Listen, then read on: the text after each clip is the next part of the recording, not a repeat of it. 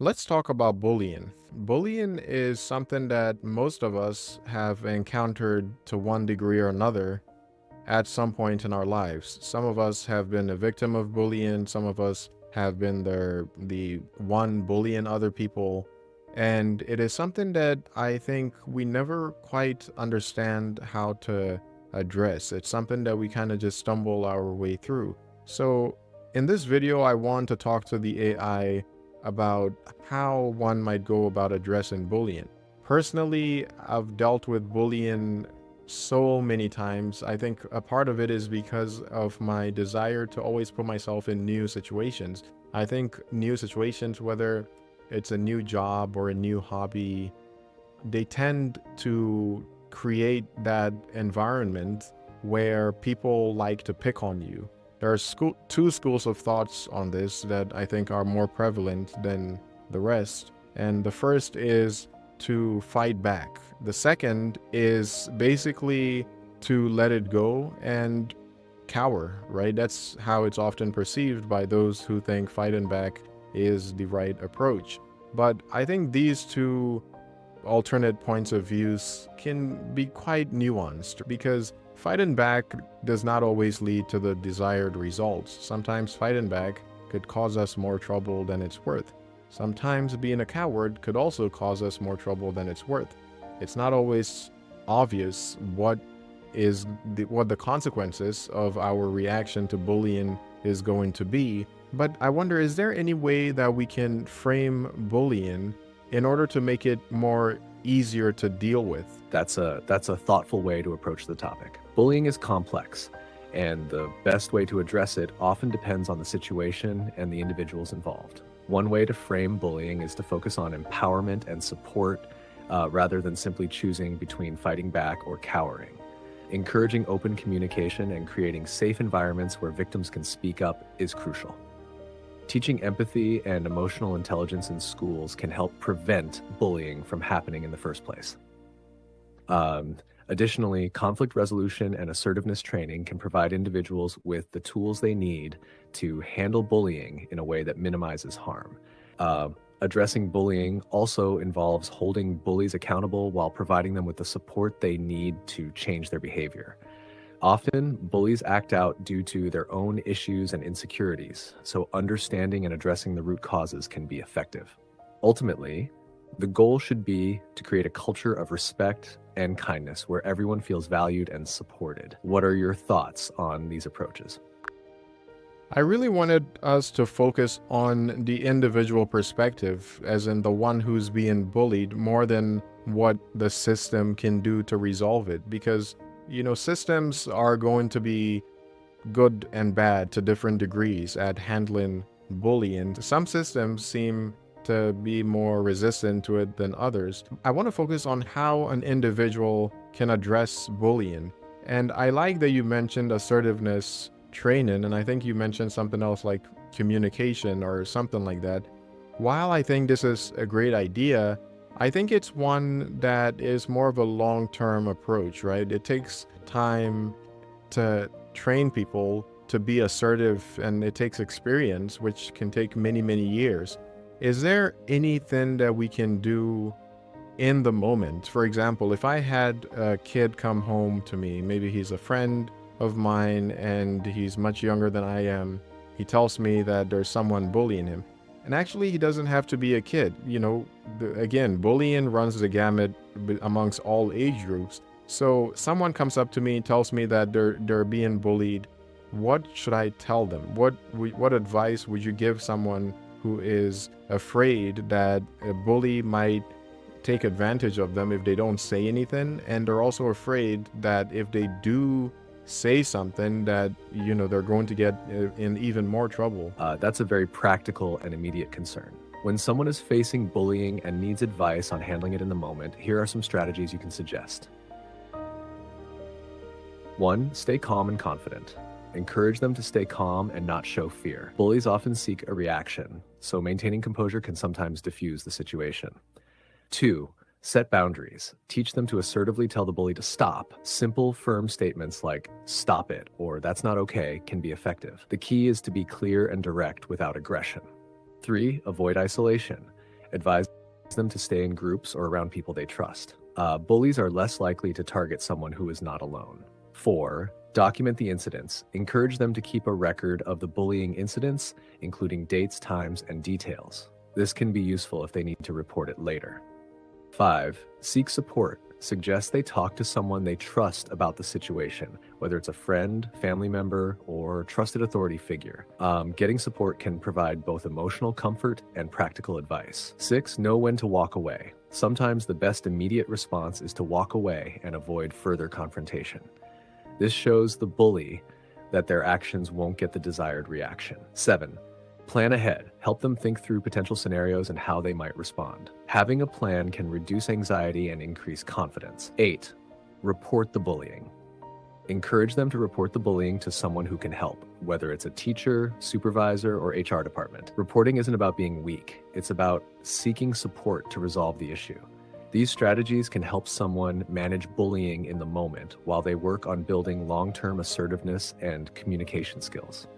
What do you think of these suggestions? I think those are great. They sound very practical and ones that can be used immediately. I think to your point earlier, it's going to be very situational, right? Every situation is different, and the person being bullied needs to assess the situation as best as they can with whatever help that they can find in order to determine the best outcome. And if they're alone, then some of the other strategies you mentioned, like staying calm, being assertive in the moment, and immediately after, the person should try to address it in the various ways that you mentioned. I want to pivot a little bit and talk about the more subtle types of bullying, the verbal bullying, where someone is basically condescending in a way that tries to put you down and kind of takes advantage of the fact that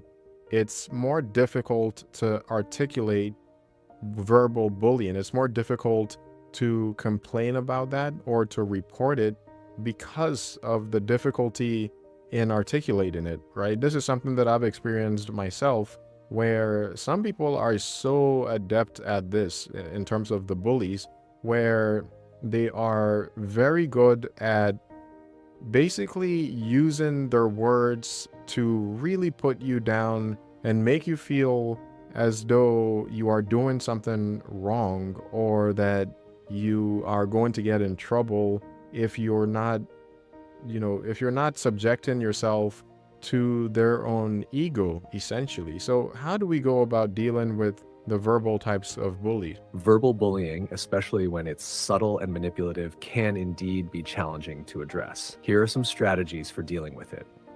1. Recognize it. The first step is recognizing and acknowledging that what you're experiencing is verbal bullying. Trust your feelings. If you feel consistently belittled or demeaned, it's important to validate those feelings. 2. Stay calm. Just like with physical bullying, staying calm and composed is crucial. Reacting emotionally can give the bully more power over you. 3. Assertive communication. Use I statements to express how their words affect you. For example, I feel disrespected when you talk to me that way. This approach is less likely to provoke a defensive reaction and more likely to communicate your boundaries clearly. 4. Call it out. Sometimes simply calling out the behavior can be effective. For example, saying, "That comment was unnecessary," or "I don't appreciate being spoken to like that," can put the bully on notice that their behavior isn't acceptable. 5. Use humor. Deflecting with humor can sometimes diffuse the situation and show that you aren't easily rattled. For example, responding with a lighthearted joke can take the sting out of a mean comment and demonstrate confidence. 6. Document it. Keep a record of the incidents, especially if they are recurring. Having detailed accounts can be helpful if you need to report the behavior to a higher authority. 7. Seek allies. Talk to trusted colleagues, friends, or family members about what you're experiencing. They can provide support, advice, and sometimes even intervene on your behalf. 8. Set boundaries. Be clear about what you will and won't tolerate. For example, if someone consistently makes hurtful jokes, you might say, "I don't find those kinds of jokes funny. Please stop." 9. Avoid engagement. If possible, minimize interactions with the bully. Sometimes Removing yourself from the situation or limiting contact can help reduce the frequency of bullying. 10. Report it. If the verbal bullying is happening in a workplace or school, report it to the relevant authority. Use your documentation to support your case. Verbal bullying can be insidious, but by recognizing it and responding assertively and calmly, you can start to reclaim your power and set clear boundaries. How do these strategies align with your experiences and thoughts? One common theme that I heard between the physical and the verbal bullying that you were mentioning is assertiveness. And I really agree with this because I've had so many encounters where with bullies where without being assertive, they basically are enabled, right? They keep doing whatever it is that they're doing. Sometimes because they don't realize it, it's just their personality.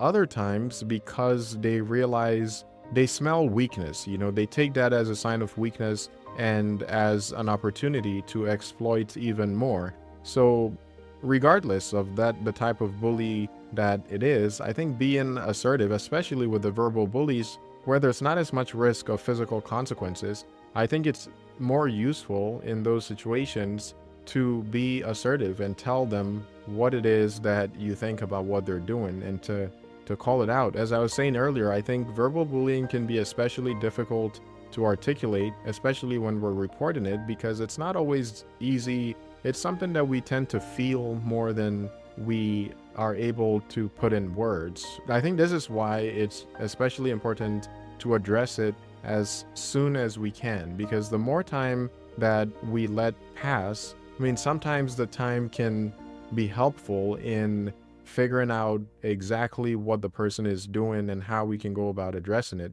But other times, it's important to let the person know immediately that this is a behavior that we're not going to tolerate and that, they need to figure out a better way to communicate with you if they hope to maintain an ideal relationship with you.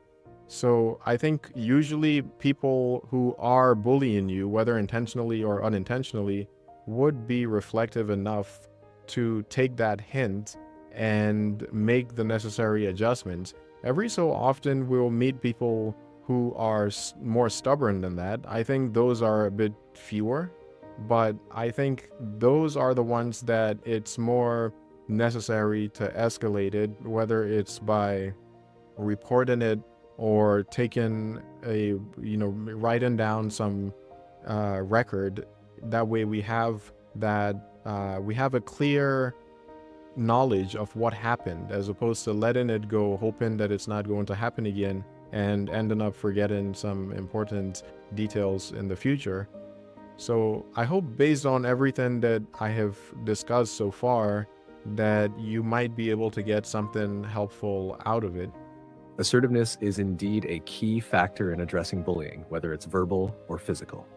By standing up for yourself and setting clear boundaries, you can often stop a bully in their tracks and signal that their behavior won't be tolerated. Your point about addressing verbal bullying immediately is particularly important. Waiting can sometimes give the bully more power and make it harder to articulate the issue later. Immediate, calm, and assertive responses can often diffuse the situation and set a precedent for how you expect to be treated. Also, recognizing that some bullies may not be aware of their behavior is crucial. By calling out the behavior directly and respectfully, you give them a chance to reflect and change. For those who are more stubborn or malicious, documenting and escalating the issue is essential. Your experiences in new environments highlight another important aspect: adaptability and resilience.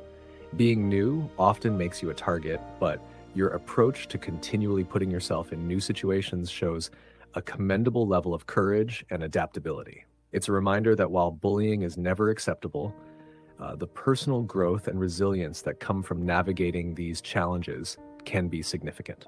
I hope your viewers find these insights helpful and empowering in their own lives. Bullying is a complex issue, but with the right strategies and support, it can be effectively addressed.